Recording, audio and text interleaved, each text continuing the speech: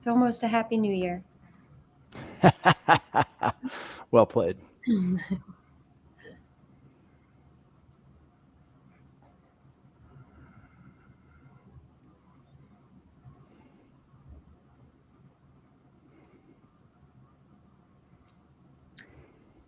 Hello, and thank you everyone for joining us for the 3 Keys to Influence, Revolutionize Your Sales Approach with Chris White. My name is Robin Mercado, and I'm an SDR at Consensus, and I'm going to be your moderator for today's session. DemoFest is presented by Consensus. Consensus is leading the world into the new era of demo automation. Our platform gets your buyers what they need when they need it. It then multiplies your revenue team's impact with unique insights on those buyers. As a result, you'll see faster close times, larger deals, and higher close rates. You can learn more at goconsensus.com or view the automated micro demo at the link in the Docs tab on the right of your screen. We encourage you to participate in today's session. On the right of your console, you can see just a few ways to engage with us throughout this session. The chat function will allow you to engage with us as well as other attendees. And our speaker is going to be taking some questions from the audience at the end of the session, but of course, we encourage you to ask questions at any time throughout the Q&A box. And Chris himself will also be conducting some polls at the start of the session, which I will hand over to him to share a bit more about. If at any time you're having any technical difficulties, just head to the gear on the bottom of your screen. And here you're going to see a help document to kind of help you troubleshoot through common issues. And now I'd like to introduce our speaker. Chris White is the author of the acclaimed The 6 Habits of Highly Effective Sales Engineers, co-founder of Tech Sales Mastery and host of the LinkedIn Live program, Tech Sales Advice. Chris is no stranger to the pre-sales community. A regular guest at industry events and 5-time presenter here at DemoFest, he speaks with infectious enthusiasm, shares unique insights, and leaves tangible steps on how to improve. In this year's talk, he'll be offering 3 surprising secrets to influence that may change the way you think about selling. And with that, I'm going to turn the rest of the time over to you, Chris. Thank you so much, Robin. Hey, folks, so good to see you. First of all, I just want to say a hearty thank you to Consensus for hosting this fabulous event once again. I see a few familiar names in the chat. Folks, so good to see you. Tim and Ron and Claudia, David, Clifford. If there's others out there that care to say hello, please feel free to do so. I love to see who's out there. Folks, I am going to start with a quick poll, as I am often inclined to do. So I will invite you to join me here on this polling platform that I like to use. You can, of course, scan the QR code with your phone, or you can type in, I think she may have dropped the link in the chat if you care to use your browser, if you care to bring it up on the browser. Oh, I see Matthew from Paris. Matthew, good to see you. I'm trying to think of some other. Sarah Jones, she's been on my show.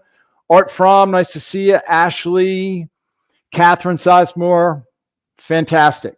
All right, so I'm gonna give this just a minute while people are. Actually, I think there's a QR code on every slide, so we can go ahead and advance the slide. What best describes your role? What best describes your role? Just to get some idea of who we have out there. Sales engineer, SE leader, and other. So maybe other, I don't know, maybe we have some aspiring sales engineers. Maybe we have some marketing folks out there. All right, the numbers are climbing. Fabulous.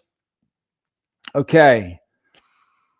I'm going to advance to the next slide. The numbers may continue to increase. What best describes your industry? What best describes your industry? I see Teresa Janney said an aspiring SE. Good to see you, Teresa. Thanks for chiming in. All right, we've got some folks in cybersecurity, high tech, martech, and sales tech, fintech, high tech. All right, and then quite a few others. So we've got a wide array here of people from different industries. Excellent. I see those numbers continue to climb. Chris Bell, good to see you, my friend. Jeff Schmidt, Enterprise Automation. How long have you been in a sales / pre-sales role? How long have you been in a sales / pre-sales role? I guess if we have some aspiring pre-sales or aspiring sales engineers, maybe the answer is 0. Maybe I should have had a 0. So right now, those of you with 1 to 5 years are leading the pack here. Wow, we have a good, we've got at least, what is that? Quick math tells me what, 20, or is that right? 20%-ish with 15 plus years. That's pretty impressive. Any one of you could probably come up here and do this talk for me, but I certainly appreciate some of you who've been doing this a little bit, if you've been doing this more than a decade or certainly more than 15 years, I certainly appreciate you joining in for this conversation. All right, we're getting up to about 50 people, which is fabulous. Whom do you most need to effectively influence? We're going to be talking about influence today. So who do you feel like you most need to influence? So not surprisingly, quite a few people are saying prospects and customers, getting a few votes here for sales counterparts. Some are saying team members, leadership. That's an important one. Product and others. I thought about writing, including spouse, in the list of choices, but I thought, well, we'll just keep this.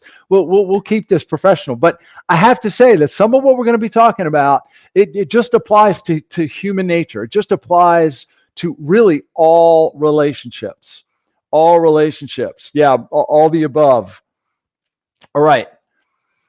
Why do you think it is so difficult to influence others? Why is it so difficult to influence others?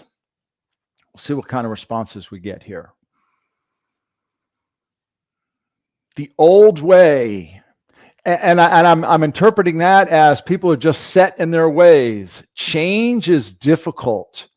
Walls and mental barriers. Oh, whoever said mental barriers, if we were doing a workshop, I'd be tossing you a chip for that. Yeah, mental barriers, ego, competing priorities, lack of EQ, emotional intelligence. You first have to build trust. That's precisely what we're going to be talking about, whoever said that. We don't consider how their motivation may be different from ours. Some really good insights here, folks. People don't want to change. You're right. People don't like to change. We're all human with free will. We're going to be talking about free will. Silos, preset mentality, change is hard, biases, human nature. To be honest, some of what we're going to be talking about is actually against human nature. That's incredibly well said. Competing priorities, old habits, costs, unfamiliar and unclear, lack of options, politics and egos. Man, these are some great responses. Confidence, mindset, lack of trust, Zoom and remote, that's also good. It's hard to start where they need to start. Some great responses, folks. Some great answers. I have one final question, and this is actually not a question that I'm going to invite you to answer. This is really a question that I'm going to invite you to consider. During this session, I would like you to seriously consider someone in particular that you are trying to influence right now. Who is that individual? What is it that you are trying to convince them of? And how is it that you're trying to change the way they currently think? As I go through the few thoughts that I have to share, I'm going to encourage you to apply the very things that I will be talking about to that specific scenario. Let's make this real. And let's see if we can't give you some very specific ideas on how to unlock that situation, if I can use that term. By the way, Kat Harrison, I'm tossing you a chip. You nailed it. I'm doing a little bit of discovery right out of the gate. right? This tool, by the way, and I have no skin in the game, but this tool called Mentimeter is a great way to do some very quick discovery with a large group of people, and you can get some interesting insights right out of the gate. That's a very insightful observation on your part. All right, folks. With that said, let's take a step into today's material. This is a session called The 3 Keys to Influence. Now, I have to give credit where credit is due. I work with an organization called Aslan Training and Development. Some of you may have heard my business partner, Kerry Sokolsky. He and I formed Tech Sales Mastery just a few weeks, about a month ago. And we are associated with an organization called Aslan Training and Development, Aslan Sales Training for short.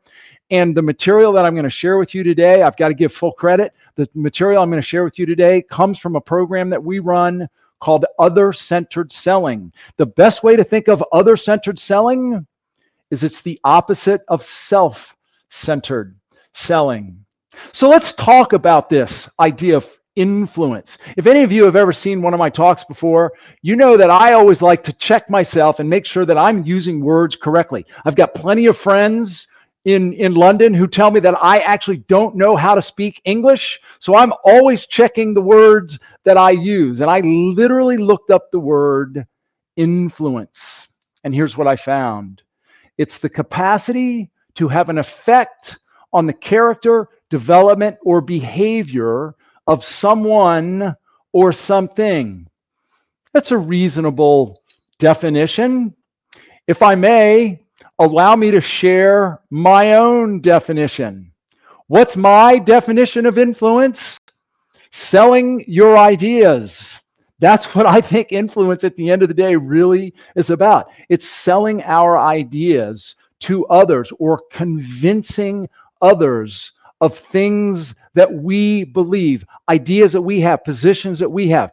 By the way, I have to apologize in advance. I do not have my eyes on the chat. The chat window is over there, and it's going to be hard for me to keep an eye on it. So I'm going to ask Robin. Robin, please interject if there's a question or if there's a chat that is worth me dialing into. Please, I'm giving Robin permission to interrupt me midstream and invite me to take a closer look. So let's take a slightly different perspective on this idea of influence. Here's one of the biggest challenges. I think sometimes we feel like we'd like to have a little bit more control over a situation. We'd like to have a little bit more control, maybe over the individuals in our lives or the situations. Here's the reality when we talk about control. Control is an illusion. And the pursuit of control, the pursuit for control, actually interferes with our ability to influence. Well, now, isn't that a bummer? So what you're saying is the more I try to control a situation and control the other person, the less influence I have. Yeah, that's exactly what I'm suggesting. I'm going to invite you to consider this question. It's a question I ask almost all the groups that I work with when I run workshops. What is it that we can control? Because I believe all the challenges that we face in our roles can be put into 2 categories: those that we can control and those that we cannot. So what is it that we can control? Here's the list: what we say, what we do, arguably what we think. The list about ends there. Bummer, dude. Again, if you've never heard me talk, I have this idea, I have this term I call bummer dudes. What's a bummer dude? You know, you're walking down the street, you bump into a friend, say, "Hey man, how you doing?" He or she says, "Oh, you know, I'm kind of down. I had an accident in my car. It's in the shop." "Oh, bummer, dude." Well, here's a bummer, dude. We can't control others. I can't control what my sales counterpart says or does. I can only control how I respond. I can't control what the customers or prospects say or do. I can only control how I respond. Control is an illusion, and the pursuit of control actually interferes with our ability to influence. So if that's the case, how the heck then can we build and gain greater influence on others? How can we convince others? Well, it really begins by understanding a fundamental truth about dealing with individuals and dealing with others, whether that's colleagues, prospects, and customers, maybe other people in your lives. When we're trying to convince somebody of something, as a general rule of thumb, they are in one of two zones. They're either emotionally open or emotionally closed, either to a conversation or to a topic. The other day, I was in an electronics store. Salesperson comes up to me and asks, "Can I help you?" I said, "No, I was closed," right? So what's our strategy when the individual we're dealing with is closed? How do we, quote, convert the disinterested? And by the way, I said sometimes people, they're either emotionally open or emotionally closed to a conversation or to a specific topic. Now, what do I mean by that? Some people just don't want to talk at all. They're not even open to the conversation. Other people, they're perfectly happy to have the conversation. There are just certain topics that they don't want to open up. Allow me to give you an example. My wife, for example, is reasonably open to a conversation with me as a general rule of thumb, as you might expect. But there are certain topics that she's not particularly emotionally open to, such as the number of shoes that happen to be in her closet. That just happens to be a topic that she's not overly emotionally open to. Why do we spend time talking about this idea of emotionally open and emotionally closed?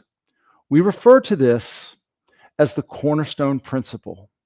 And the cornerstone principle is this: when people are emotionally closed, we cannot persuade them with logic, and attempting to do so only makes them more closed. So think about that. The more I try to convince, the more I share my logical argument, the more closed they become. So we need to shift our focus from selling and convincing and influencing to increasing receptivity, to creating what we call a fertile soil. So don't focus on the seed, focus on the soil. Now, what do I mean by that? I want you to imagine just for a moment that you're a pumpkin farmer and you buy your seeds from H.M. Klaus, because H.M. Klaus has literally spent hundreds of years perfecting the pumpkin seed. They've spent millions of dollars making it drought resistant and disease resistant, and it produces the most bountiful fruit. But here's the thing. You get the brochure, and the first thing in the brochure, it says, before you plant, make sure you have a fertile soil. Selling and influencing is just like planning. There's the message, and then there's the listener. The message, of course, like the seed, and the listener like the soil. And here's the problem. Just like before you plant, you need to make sure you have a fertile soil. If the listener isn't ready, if the listener isn't receptive, the message doesn't matter. And how much time do we spend thinking about the message? If I just said the right thing, if I just put it in the right way. But if the listener isn't receptive, the message doesn't matter. So we need to shift our focus from selling and convincing and influencing to creating receptivity, to creating what we like to refer to as a fertile soil. So the question is, how do we do that? It comes down to three words, and these are the three keys that we're going to be talking about in the rest of our time together. The first is priority. Do they believe they are the priority in the conversation? Number two, do they feel pressure? Because when people feel pressure, they tend to shut down. And number three, do they feel as though their perspective, their point of view has been validated? Until we can answer these questions or address these questions, if we're dealing with someone who's emotionally closed, the chances of convincing them or influencing them is dramatically smaller.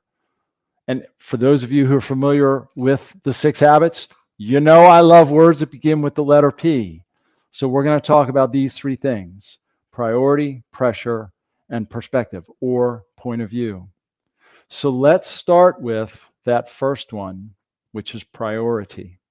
Now, if we were in a workshop together, if this were Zoom and I could see all of you and you all could see each other, at this point in the workshop, I would ask the question. In fact, I would invite the group for a chip. Someone please complete this sentence. The compass works because it always blank blank. I'll glance over at the chat. Let's see if somebody puts it in there. Thank you. I'm seeing Dustin and Melanie. Yeah, the compass works because it always points north. So Melanie, Michael, Dustin, you've earned yourself a chip. Here's the interesting thing. We all have a compass lodged right here in our psyche. And where does our compass point? To self. This does not mean we're bad people, folks. This does not mean we're selfish. It's just human nature. We just default to self naturally. I bet I can prove it. Now, I do this in all the workshops I run. I literally take a photo of all the people in the Zoom. Or if I'm live, I'll be live in Chicago with a group tomorrow. I will start my workshop by taking a picture of everybody in the room. And then I show them the picture. Whose photo do you think everybody is looking for first? Their own, of course. We all do it. Have you ever noticed you go on vacation, even with your family, and you're scrolling through pictures after the fact? Only the pictures that you're in are the most interesting, even though it's your kids, right? It's just human nature. But here's the problem. Because we tend to default to self, our natural approach to selling, our natural approach to convincing, our natural approach to influencing actually diminishes receptivity and the ability to create the most effective recommendation. It actually diminishes the ability to have the very influence that we're seeking. Therefore, we literally need to make a conscious decision to reset our compass. Somebody in the opening poll, a few people said human nature, ego. That's precisely what we're talking about here, folks. We are fighting human nature. We have to consciously reset our compass from what we want and what we care about to what they want and what they care about, particularly when dealing with an unreceptive audience. When we're dealing with someone who's emotionally closed, we need to reset our compass. Now let's take a look at what this might look like in the context of our role as sales engineers. Now, I can't see your hands raised, but raise your hand if you've ever had a sales counterpart, an account executive, put a demo on your calendar, schedule you for a demo without asking you first or saying anything, and just pop, it appears on your calendar. I'll glance. Okay, I'm seeing a few hands, right? And by the way, you may or may not otherwise already have a meeting scheduled. Yes, okay. I love John Thompson, Colton. I'm giving you chips for the little gifts you're dropping out there. So how might we approach this? Here's, if I'm fully honest with all of you, here's the way I might have earlier in my career. You know, when you schedule demos with prospects without speaking to me first or giving me the opportunity to do some discovery of my own, it puts me in a really bad position. I oftentimes don't have enough time to prepare or enough information to work with in order to do my job the way I'm expected to. Where's the compass, folks? Where's the compass pointed? Right there, right? This is what I need. This is what I care about. This is what you need to do for me, right? Now, if I'm dealing with someone who's empathetic and really wants to be a team player, okay, they might give me the benefit of the doubt. They might be turned off a little bit, but they might give me the benefit of the doubt. But if I'm dealing with someone who's digging in and we're really on opposite ends of this, how effective is this? Let's try something like this for size. When you schedule demos with prospects without speaking to me first or including me in your discovery call, I'm concerned that you may be putting yourself in a bad place or your deal's at risk unnecessarily. I may not be available and or may not have the time to prepare. You're working so hard to hit your number this year. Let's not let that go to waste. Where's the compass pointed? There, to you, to your priorities, to what you care about. Now, some people might say, well, Chris, it sort of sounds like you're placating. Not if this is coming from a place of sincerity. Not if this is coming from a place of, I sincerely want you to hit your number. And I want this to be a win for you. Yes, this is also beneficial for me, but I'm going to approach this from your perspective. That's how we demonstrate making them the priority. Let's take this a step further. That's number one, priority. The second is pressure. Let's talk about pressure. What I'm about to share with you is a way that we believe can help you remove the pressure from every conversation. I hope you're excited. Now, how do we do this? Well, before I explain to you, I'm going to get out a little stage prop that I happen to have with me right now. And the stage prop is a rope. Now, if we were in person, and again, I'll be in person in Chicago tomorrow, I'll be taking this rope with me. And at this point in the workshop, I would invite someone up on stage and I would toss them the rope. And I would invite them to take hold of the other side. And without saying anything, I would begin pulling on the rope. Now, what do you suppose they do? They start pulling back. And I dig in a little bit and I start pulling harder. What do you suppose they do? They dig in and start pulling harder too. And then I ask, why are you pulling against me? And can you guess what they say?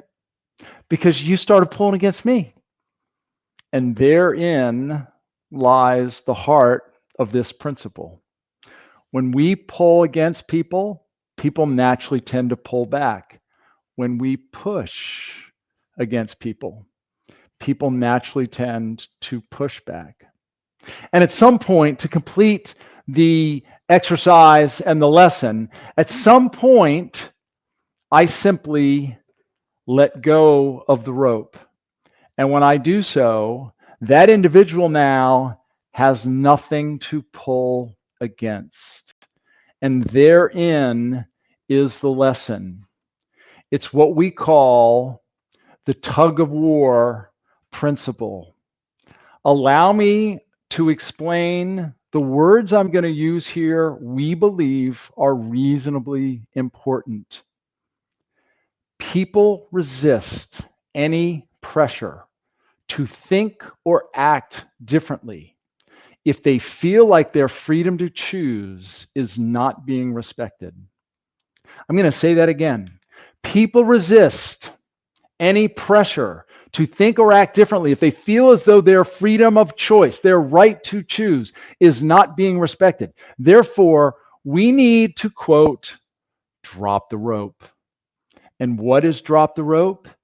It is simply speaking in such a way that demonstrates we respect their right to choose. Folks, drop the rope is a communication style, and that's it. It's nothing more and it's nothing less. But the more we learn to communicate in such a way that demonstrates we respect their right to choose, the more likely they are to be open to what it is that we have to say. Does this mean we will win every battle? Of course not. Does this mean we will convince everybody and influence everybody the way we want to? Of course not. But it increases the chances that they will be open to what we have to say, which is really what we're striving to accomplish. Allow me to take this a step further. In order to develop this principle, it begins by getting the right mindset. We need to accept that people do, in fact, have the right to choose. They do have options, even our prospects and customers. Bummer, dude.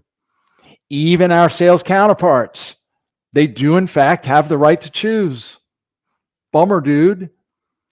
Let's take it a step further. Once we've developed the right mindset, we need to simply develop the right methods.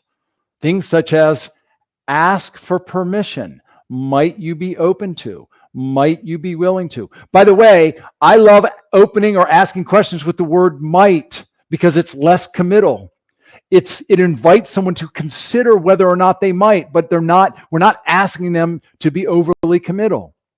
Communicate that your recommendation may not be the best option. Say what? Did he just say communicate that your recommendation may not be the best option? Yeah, that's what I just said. Because in reality, unless we know for sure, maybe it's not. Maybe there are other options. Again, what is drop the rope? Communicate in such a way that demonstrates we respect their right to choose. I don't know for sure what the right option is. I'm just here to suggest what it might be. Use language that demonstrates all options are acceptable, such as you may want to consider, if you decide, and focus on the appropriate tone. If I may, there's another important point that I'd like to emphasize.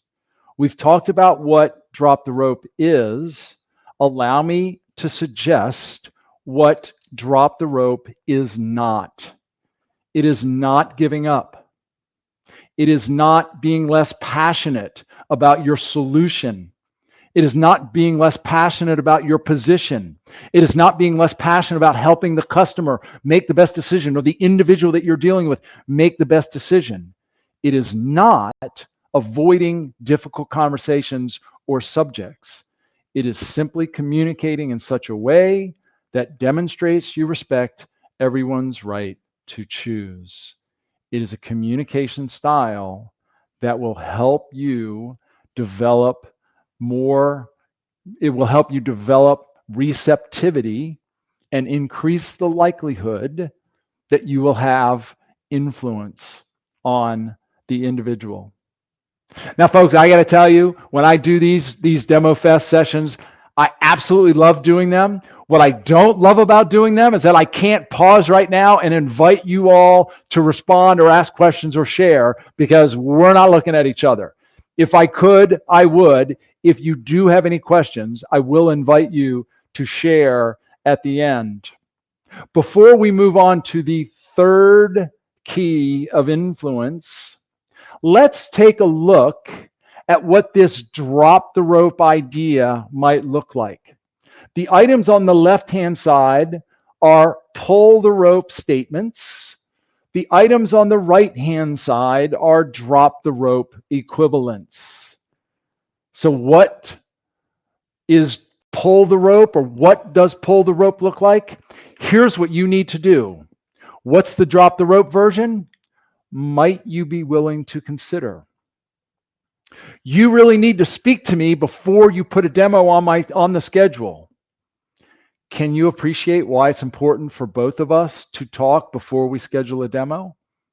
I need you to send me your notes so that I can plan accordingly for the demo. Could I trouble you to send me your notes so I can plan accordingly? Here, let me show you the product. Might now be a good time to show you the product so you can see for yourself. Now, some of you might be thinking, Chris, that just feels a little silly. It feels a little awkward. I get it. The first time I heard this 5 or 6 years ago, it felt a little bit unnatural for me too. I have learned the value of speaking in such a way that demonstrates you respect everyone's right to choose in measures I cannot possibly communicate. It is unbelievably empowering when you come to peace with the fact that you can't control others and you can't tell people what to do. And here's the surprising thing, folks. In fact, here's the amazing thing. When we communicate in such a way that demonstrates we respect their right to choose, it's surprisingly refreshing to the individuals we're talking to, and they don't even know why. I will encourage you to try to develop that principle and develop that technique. So folks, that is 2 out of 3. I told you I was going to share 3 keys to influence. We've talked about priority, resetting our compass. We've talked about pressure, drop the rope, communicate in such a way that demonstrates you respect everyone's right to choose. Let's talk about the third one, which is perspective, point of view. Does the individual feel as though their point of view has been heard, understood, and validated? To explain this principle, allow me to draw this picture.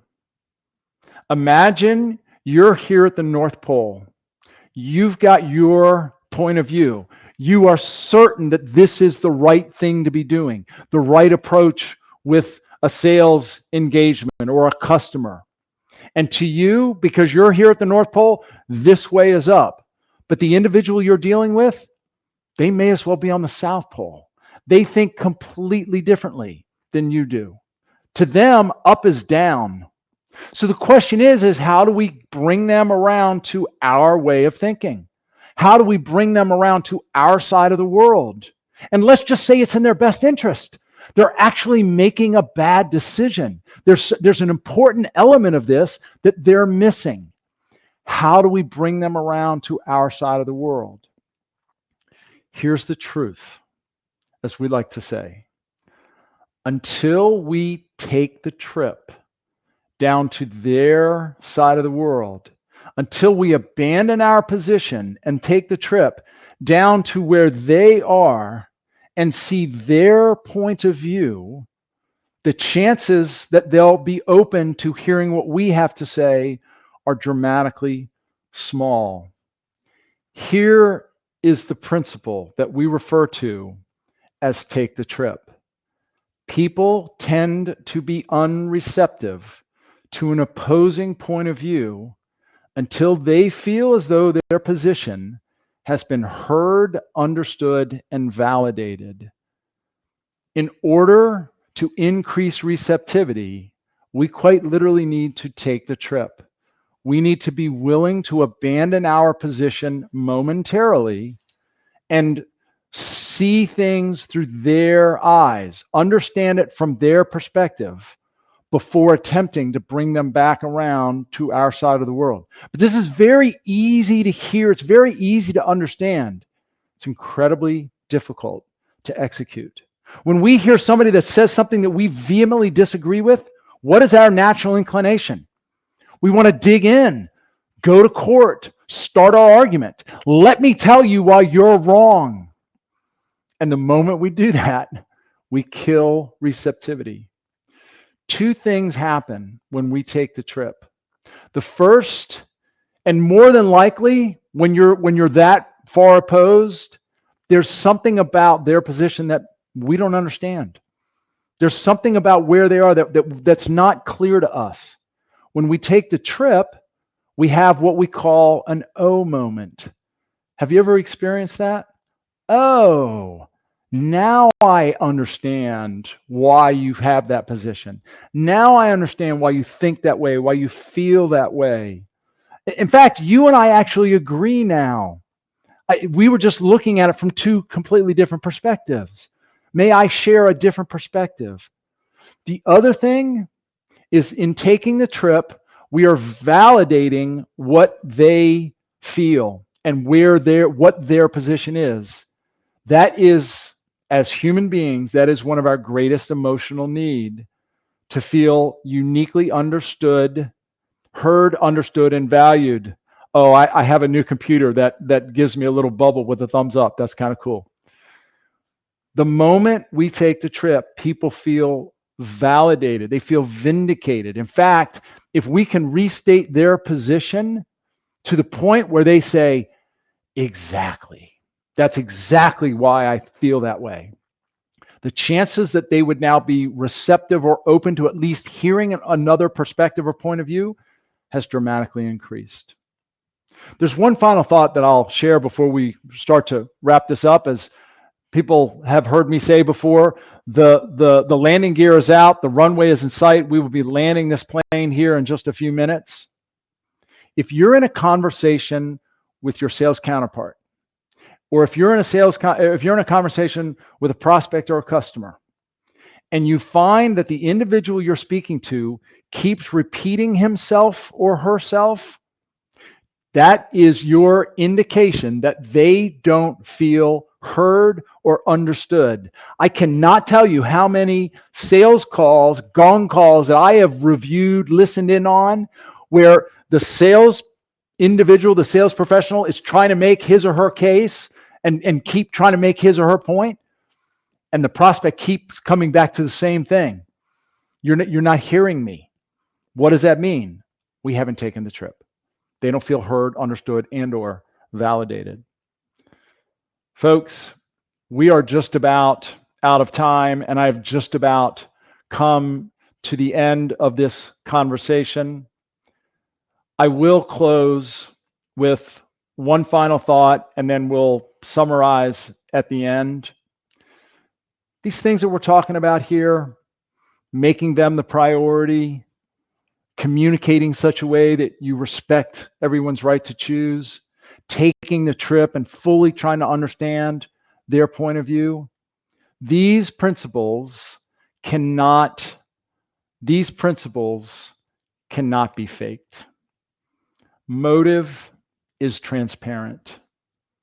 Motive is transparent. Either you sincerely want to prioritize them and make this win-win or not. Either you sincerely respect the fact that they have the right to choose or not. Either you sincerely want to understand their perspective or not. These are not techniques or tactics to manipulate people. If we're going to use these, if I can use these terms or develop these, we have to sincerely embrace the principles behind them. And when you do, people will sense your authenticity and your sincerity. And the reverse is even more true. If you don't, people will see through it. And by the way, have you ever been on the receiving end of that? Have you ever been on the receiving end of somebody saying all the right things, trying to convince you of something, but you sense that they have an ulterior motive? You sense that their agenda isn't true? People sense that from us. In closing, folks, we'll call this big thing 1, big thing 2, and big thing 3. To increase receptivity, make a conscious decision to reset your natural compass. Make them the priority. To remove pressure from every conversation, I'm going to encourage you to drop the rope. First, focus on the right mindset. People do, in fact, have the right to choose. And then develop the right methods. Communicate in such a way that demonstrates you respect their right to choose. And then finally, particularly when you encounter somebody who thinks completely different than you, when someone says something that you disagree with, take the trip first. Be willing to abandon your position momentarily to fully understand where they are coming from before you attempt to convince them of your position. Folks, the last thing I'll say is I do need to give full credit for the concepts that you've heard today. My colleague, Tom Stanfill, is the CEO and co-founder of Aslan Training and Development. He published a book called Unreceptive, A Better Way to Sell, Lead, and Influence. The concepts that I have shared with you today come directly from his book. They come directly from the training material that we deliver in the Other-Centered Selling program. And with that, I thank you very much for choosing to be here with me for a little while. The QR code will bring you to our new website, Tech Sales Mastery. You're welcome to join if you care to do so. And with that, I will open the floor or welcome any questions. Robin. Perfect. Feel free to pop them into the Q&A area. First one, just kind of some housekeeping. John wants to know, are you using OBS and a Stream Deck during your presentation or something? You have definitely wowed us all with that. So credit where credit is due. Again, I have no skin in the game, but everything you saw was done in Prezi, Prezi. So I find it very simple to use. So right on. Okay, next up, which I love this question and kind of just this concept. So salespeople like to ask us to add pressure to the customer to get the sale in a certain time or add urgency so they don't go with no solution. How do you address this situation when the product could be a nice to have if adding urgency isn't the answer? So love that question, Rob. And Maya, thank you so much for asking. Allow me to suggest that there is a difference between urgency and pressure. So, for example, and we can apply or build a sense of urgency without applying pressure. And it might sound something as simple as, have you given consideration as to when you might implement something like this? And you do recognize that there's some work involved here. So we're just trying to understand what the planning is, right?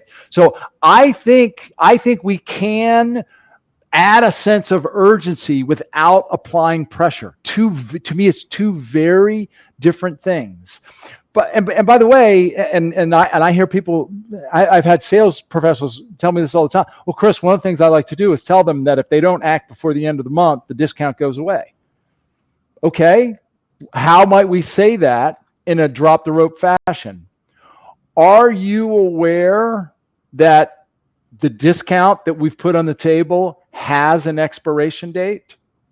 And does saving money mean more than time?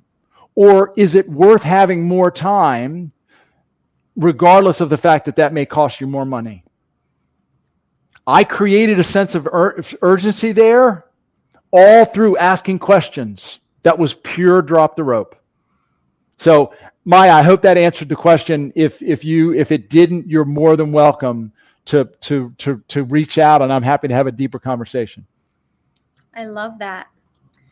Okay, next up, any other tips to strengthen the AE-SE relationship? Well, Claudia, thank you for asking. Boy, I think I could. Well, I could probably spend a half a day on this one. Here's the one that comes to mind instantly. One thing that we haven't talked about is empathy. And the one thing that I tell all the SEs that I work with is, I think it's important for us to remember and appreciate the pressure that AEs are under and the pressure that they feel on a day-to-day basis that frankly we don't feel. It's a different kind of pressure than what we feel. They are under the gun to hit their quota. Management is putting pressure on them. They put a lot of pressure on themselves. They may even have pressure at home. Now, in reverse, what I tell the AEs is, we'll respect your pressure. I'll invite you or ask you to respect our time, because that's one of the things that we value more than anything. So that's the first thing that comes to mind, is just a greater sense of empathy. And Claudia, I will mention, I actually gave a talk at DemoFest 2022, I believe it was 2022, a couple of years ago, on this very topic and how to strengthen the AE-SE relationship. I'll encourage you to go back and look at that on the Consensus DemoFest website. I love that. Definitely a common theme at DemoFests. Next up, with the new offerings with Kerry, will you be positioning the Aslan principles into the 6 Habits training? And how will your new offerings work if we're interested in applying these principles in our team training? David, thank you so much for asking. It's actually a very insightful question. And the direct answer, David, is that to the first part, will we be including the Aslan principles in the 6 Habits training? That is underway. That conversation is underway right now. I believe the answer is going to be yes. And frankly, we are hoping that part of what it means to become 6 Habits certified is that you will also have an other-centered selling component to it. How will the offerings work if we're interested in applying for the principles? So David, again, great question. I encourage anybody who's interested, go to the Tech Sales Mastery website. You can reach out to myself or Carrie Sokolsky. We are running team training, both in person and online. And we now have the 6 Habits, the full 6 Habits certification program, which is online training, self-guided online training, plus the certification exam. And then we're doing weekly mastery as well. So thank you very much for asking, David. And we would, of course, welcome you to reach out. Love that. Okay, last one for now. When you strongly disagree with someone to the point of making you angry, what's the one thing you can think to do to start making the trip? That's Karen, thank you for the question. That's such a good question. It's not easy. And look, I'll be very honest with you, Karen, and everybody. I'm nowhere near batting 1,000 on some of the principles, on all the principles that I shared with you today. Why? Because I'm human too, and I'm no more or less perfect, and I'm no more or less human than any of you. The one word that comes to mind for me is curiosity. If we can learn to turn that anger, that frustration into curiosity, and channel the energy there, rather than getting angry, say, wow, I'm surprised to hear that you don't think discovery before the demo was a good idea. Can I just trouble you to explain? Help me understand why you think that's helpful for you. I think the more, and it has to be sincere curiosity. Again, we can't fake this stuff. But I think that's a good way to sort of train ourselves. I do think we need to learn to trigger ourselves in new ways. Karen, thank you again for the question. I hope that was helpful. Love that. And then there was one last one. When are you going to get the audio version? Logan, thank you for the question. I think I've been telling people for a couple years now that it's coming, but it actually is coming. I actually found an AI that will take my voice and take the text and create it. And it's just a matter of making sure that the text I'm pumping into it actually sounds like it should. So I'm going to cautiously say by Christmas this year, Logan. That's what I'm going to cautiously say. Yes, fingers crossed for it. And they just keep coming in. So we do have one more question, at which I love this one. I'm curious how tricks might be applied over email. We tend to have a lot of no reply from customers or cold email prospects. Any ideas on influencing virtually? Yeah. Maya, thank you again. Thank you again for the question.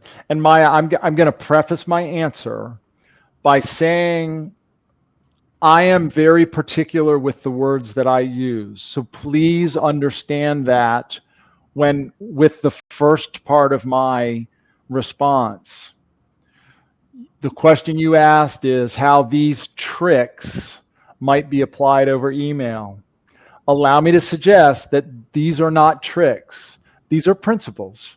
These are just principles based on what we believe to be fundamental truths. Now, how can these fundamental principles be applied over email? Great question. I use them all the time. So let's take the first one. Make them the priority. How in my email can I communicate that, look, what I'm most concerned about is what's best for you? The second is drop the rope. Can we drop the rope in an email? 100%. In fact, I encourage all of you, go back to some emails that you have sent to colleagues and how many times you have told them, send me this, get me this, I need that. Instead of, could I trouble you too? Might you be able to? Do you have time to? Will we have time? We can turn so much of what we do just into a question. Now, again, some of you might say, Chris, this just sounds sort of silly. It sounds sort of weak. It sounds sort of apologetic. It doesn't have to be. I actually think we can be very confident and communicate in such a manner as I've been suggesting. And then to take the trip, again, we can do this in an email too. Rather, before I state my position, I can even do this in an email. Well, before I state my position, just allow me to ask, allow me to ask how it is that you're seeing it the way you're seeing it. So I think these can be done both in email and I see now virtually as well. I just can't emphasize enough, Maya. And I've been working with Aslan for about 6 or 7 years. I've been developing these ideas and these principles for quite a while, and it does take time. But I can't emphasize enough how much of a difference it's made for me, just in the way I communicate with everyone, particularly with prospects, with customers, with colleagues. And again, Maya, thank you for the question. Wonderful. Thank you so much. That was so insightful, Chris. All righty then. So, of course, we are very excited to bring Demo Fest on the road again as Demo Fest X. We had a great time in San Francisco in February, and we can't wait to bring the event to London and NYC again later this year. You can register to join us at either of these events at demofest.com or at the link in the Docs tab on the right of your screen. We also encourage you to stop by our expo hall to visit our premier partners of Demo Fest. Remember, there's no transfer of money involved in this event at all. So all our partners have gone above and beyond to contribute to making this event a success for all of you. And thank you all for joining us for this session. And of course, thank you, Chris, for that valuable insight and knowledge. You are amazing. Up on the screen are the upcoming sessions that you'll be automatically pushed to the next session in your track. And you can switch tracks or sessions by toggling to the agenda tab at the top left of your screen. And with that, we'll see you soon. Thanks all. Thanks, Robin.